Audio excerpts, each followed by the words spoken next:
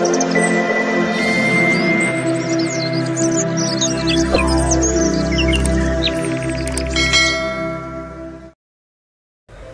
asabaka min hasanatin famin Allah wa ma asabaka min sayyi'atin famin nafsik. An-Nisa 79.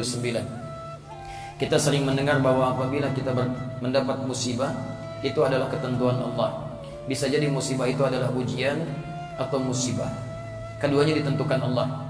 Jika demikian, bagaimana dengan penjelasan ayat di atas bahwa yang menyatakan bahwa musibah itu datangnya dari diri kita sendiri?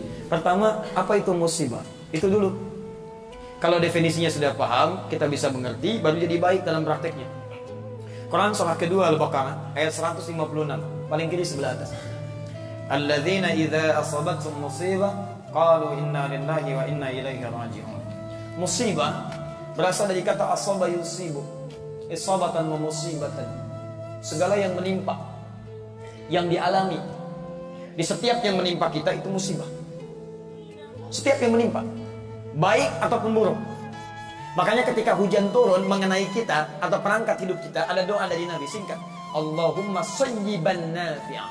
Sayyiban seakar dengan kata musibah. Asaba yusibu sayyiban, menimpa dengan cepat. Cepat, tak tak tak tak tak tak. Sayyiban. Di asal kata musibah itu yang kita alami semua, yang terasa terlihat baik, menyenangkan, atau yang terlihat tampak seperti tidak menyenangkan. Maaf, meninggal musibah, terlihat seperti tidak menyenangkan. Maaf, lahir musibah, terlihat seperti menyenangkan. Naik kedudukan musibah, turun kedudukan musibah. Saya pun ketemu antum sekarang musibah buat saya. Betul, saya sedang menimpa keadaan saya sekarang, itu musibah. Antum ketemu saya musibah. Setiap yang kita alami. Jadi kalau musibah itu terlihat baik, maka menyikapinya dengan syukur. Musibah terlihat tidak menyenangkan, maka cara menyikapinya dengan sabar. Ketentuan musibah yang pertama adalah semua yang bersumber dari Allah itu baik ketentuannya. Awas, semua yang bersumber dari Allah itu baik ketentuannya.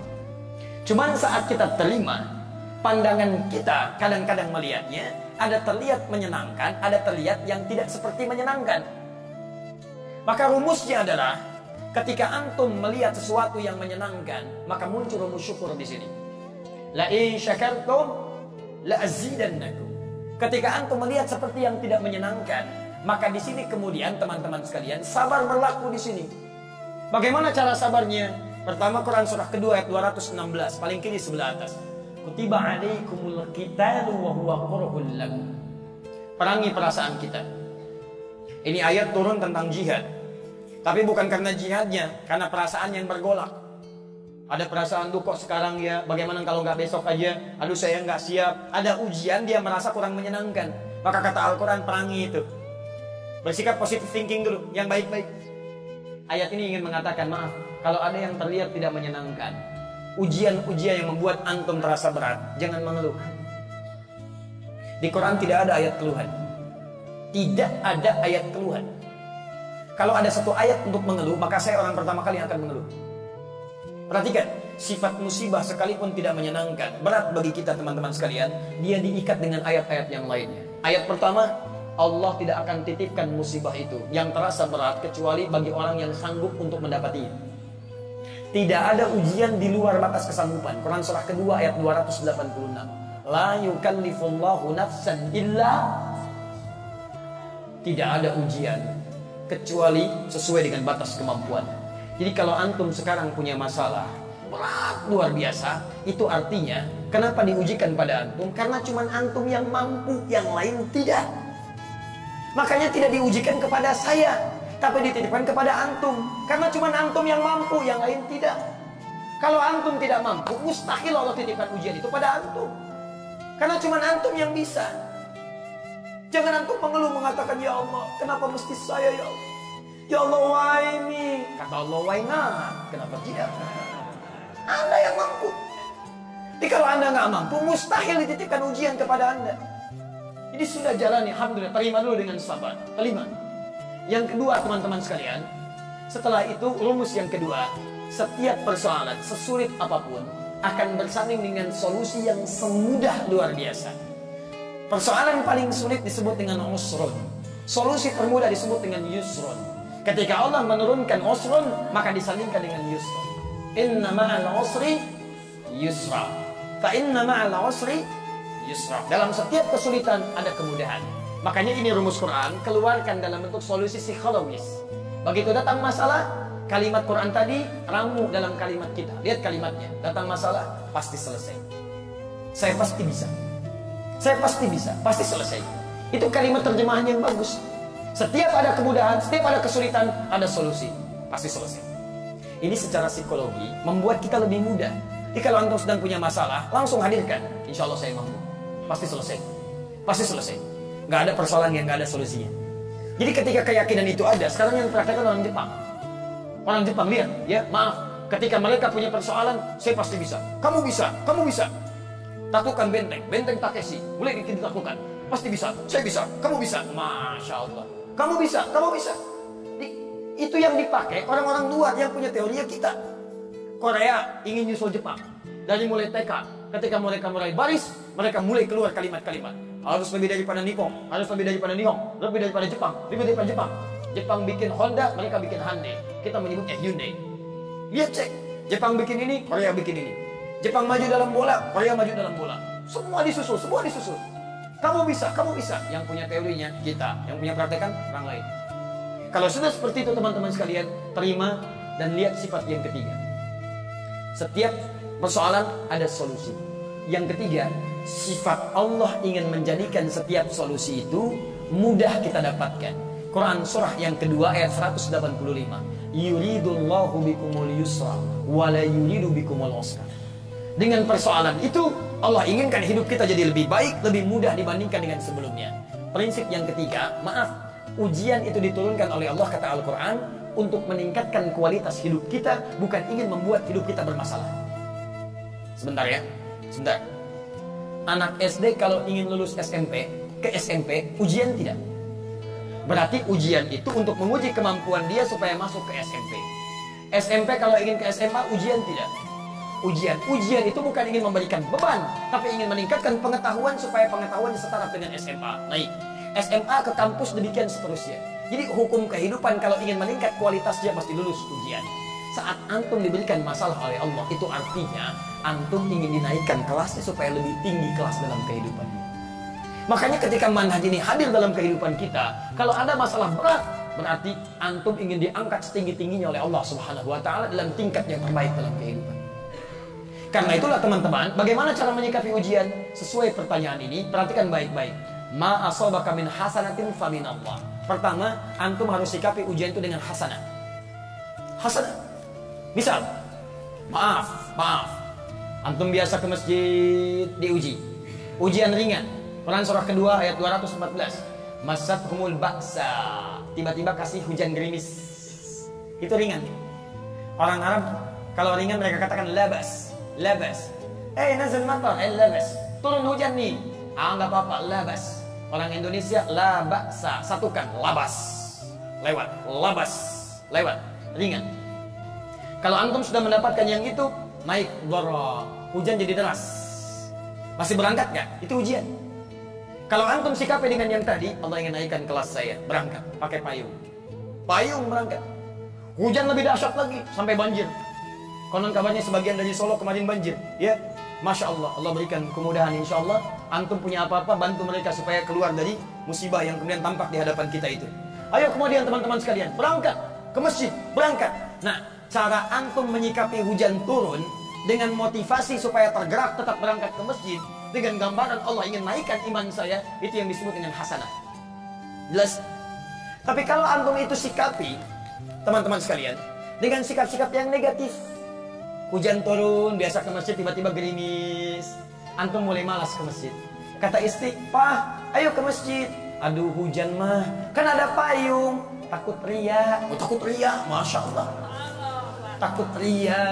Baik, respon antum negatif yang tidak ingin ke masjid itu karena melihat ada situasi sebagai ujian padahal meningkatkan iman antum, maka disebut dengan sayyi'ah namanya. Sayyi'ah. Nah, kalau antum merespon dengan hasanah, itu bagian dari petunjuk Allah Subhanahu wa taala, tanamkan pada jiwa antum. Itu pilihan. Kalau antum ambil, berarti antum mengambil petunjuk dari Allah. Tapi kalau antum merespon dengan sayyi'ah, itu bukan dari Allah. Itu pilihan antum sendiri. Karena Allah kasih, antum nggak ambil. Sifat hidayah itu selalu baik. Hidayah diberikan. Cuman persoalannya, maaf, tidak setiap orang yang diberi hidayah dia tidak mau mengambilnya. Tidak setiap orang yang diberikan hidayah, tidak semua mengambilnya. Contoh, kita diberi minuman nih. Minuman misal. Minuman itu diberikan. Tapi apakah setiap yang diberi minuman mau mengambilnya? Sifat hidayah tidak pernah Allah tidak berikan. Semua orang hidup diberikan hidayah. Quran surah 29 ayat 69. Diambil. Walladzina jahadu fina lanahdiyannahum subulana. Orang-orang yang mau mengambil hidayah kami. Ayat itu mengatakan kami berikan, cuman mereka mau ngambil atau tidak. Alhamdulillah. Masalahnya ketika diberikan, banyak orang yang tidak mau ngambil. Hidayah datang lewat telinga, dengar adzan, Allahu Akbar, Allahu Akbar. Kok telinga antum bisa dengan adzan? Artinya antum diberi hidayah. Tapi apakah setiap yang dengan adzan mau ke masjid? Belum tentu. Nih, antum lewat, banyak orang lewat ke masjid dari mulai subuh. Pertanyaannya, kok bisa lewatnya depan sini? Padahal bisa lewat di depan tempat yang lain. Kok kenapa antum diperjalankan bisa lewat masjid? Itu hidayah lewat mata. Cuman tidak setiap orang yang melihat masjid bisa mau ke masjid. Persoalannya, maaf, bukan karena Allah nggak kasih, hasanahnya Allah kasih. Cuman respon kita apakah mengambil atau tidak, itu sikap antum. Kalau antum ambil, itu bagian dari petunjuk yang diambil, itu hasanah. Kalau antum tidak ambil, itu dari pribadi antum, namanya sayyi'ah. Makanya turun ayat dengan antum tadi tuliskan. An-Nisa ayat 79. Ma asawaka min hasanatin famin Allah. Kalau diambil kebaikan itu, maka antum mengambil kebaikan dari Allah. Wa ma asabaka min sayyi'atin fa min nafsik. Allah sudah kasih kebaikan, antum malah putuskan yang salah, maka itu dari pribadi antum sendiri. Jangan kaitkan kesalahan dengan ketentuan Allah Subhanahu wa taala, karena itu bagian dari pilihan antum berdasarkan ketetapan yang Allah telah tetapkan dalam kehidupan. Paham tentang ayat ini?